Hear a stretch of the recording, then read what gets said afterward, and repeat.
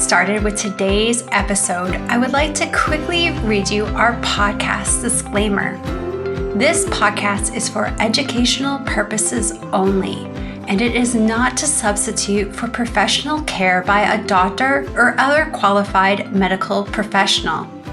You should always speak with your physician or other healthcare professionals before doing any fasting, changing your diet in any way, taking or adjusting any medications or supplements, or adopting any treatment plan for a health problem.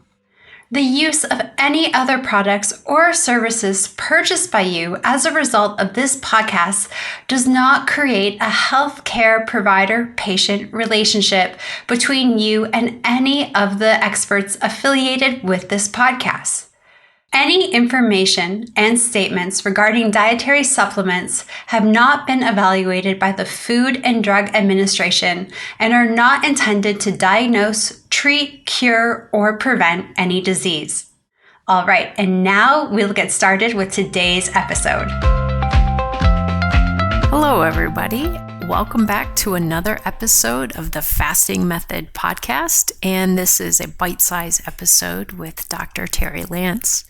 I wanted to talk today about something that we've been talking about as a coaching team and something that I think is relevant to every listener and anyone who's in the community or one of our clients.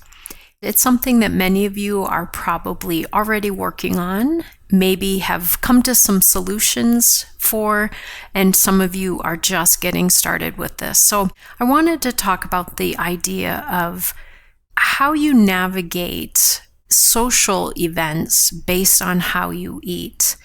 And hopefully you all know from the community or from the podcast that we don't prescribe a specific style of eating that everyone has to do. We certainly have some recommendations about foods that are going to activate less insulin, are going to be less inflammatory, and generally just work better for people. But to be really clear, we don't tell you you have to eat a certain way. But many people, when they work with us or come to the community or listen to the podcast, they're making some adjustments. Part of that, obviously, is fasting. And for many people, part of that is changing how they eat, maybe certain foods that they eat less of, certain foods that they avoid altogether that are problematic for them, and things like that.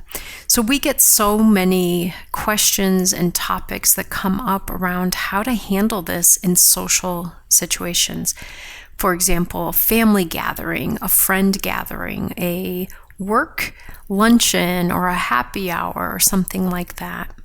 One of the things that I want to encourage everyone listening to think about, whether it's a fasting day and so you're not going to eat at this event, or if it's a day that you are going to eat, but let's say, for example, you're eating fasting foods, or maybe you're someone who eats very low carb, and that's different than other people.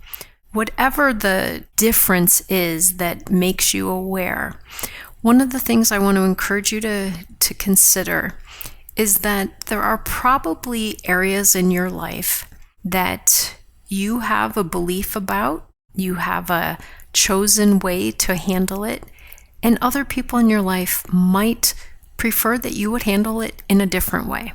So for example, any of you who have had a baby, raised a child, you probably had so many pieces of advice given to you about what you should do, how to raise kids, how to get your 4-month-old to sleep through the night, how to get your toddler potty trained, all of these things. And they're all opinions. And my guess is most of you have had to say to people, "Oh, thanks for that suggestion. We're happy doing it this way." Or you smile and nod and act like you're enjoying the feedback, and you go ahead and do it your own way. Similarly, many of you might have had this experience around some other lifestyle issues.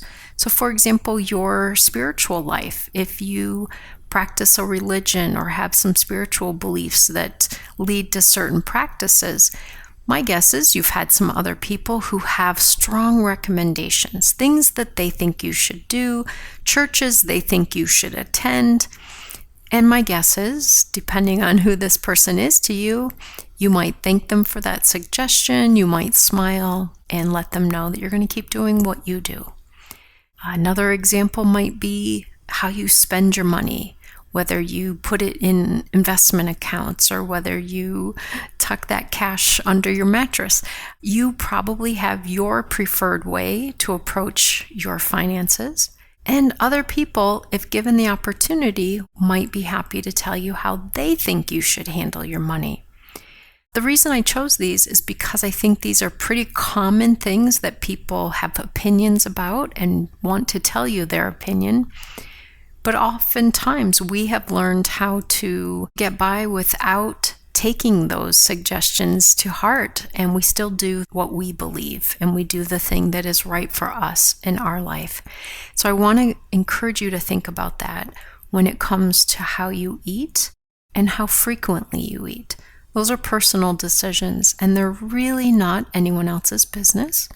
Now, I get it. Some of these people are very close to you. They're spouses, partners, siblings, loved ones.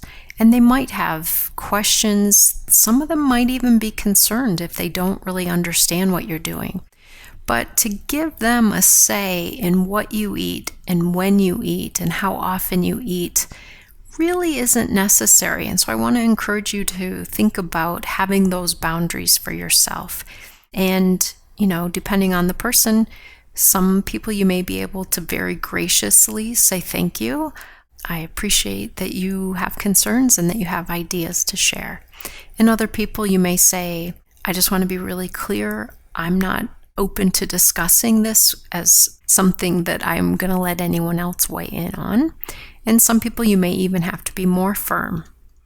As we leave here today, I'm going to share one of my strategies for these social environments if you run into someone who is kind of relentless, and I would say a food pusher. Maybe they say, oh, I made this wonderful dessert and I really want you to have it. And you might say, oh, I'm not going to have any dessert tonight, but thank you, it looks so good. And they don't take no for an answer. And so they push again and they say, oh, but I made it. I was really hoping that you would enjoy it. It's really healthy. I think you'll really like it. And once again, you say, oh, actually, I've been really watching how much sugar I eat and I don't really want to eat any now. And they push again. My suggestion on things like this, if you feel okay to do this, and I understand if you don't, I am smiling as I say this. When someone pushes something like that on me, I might say something that just stops the conversation, like, oh, thank you so much. That dessert looks delicious, and I wish I could enjoy it with you. However, what I've been finding lately is that when I eat something like this, I get kind of explosive diarrhea, and it's just really not worth it to me. Guaranteed that'll shut the conversation down.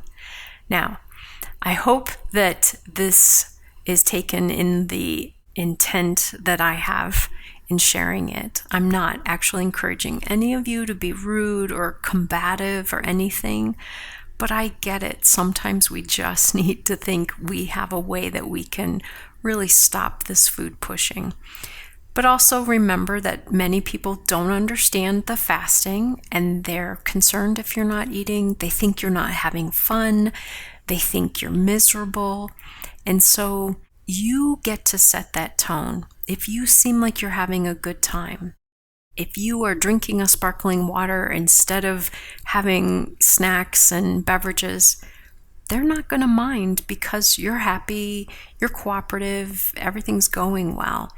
But if you're pouting or if you're, talking about woe is me, I can't eat today, sure, they're going to probably become food pushers in those examples. So I think today I just kind of highlighted a couple of different approaches. One, a little bit of a shocker, which many of us probably wouldn't use, but some of you may. The other just being setting a firm boundary, letting them know that how you eat, how often you eat is not something you're really going to open up for discussion or debate. And then, as I said, you set the tone. If you seem pleased with how you're handling it, if you seem happy, if you seem like it's not a painful thing for you to be skipping a certain food or to be skipping eating altogether, I think that really goes a long way with how other people handle your new approach to eating and fasting.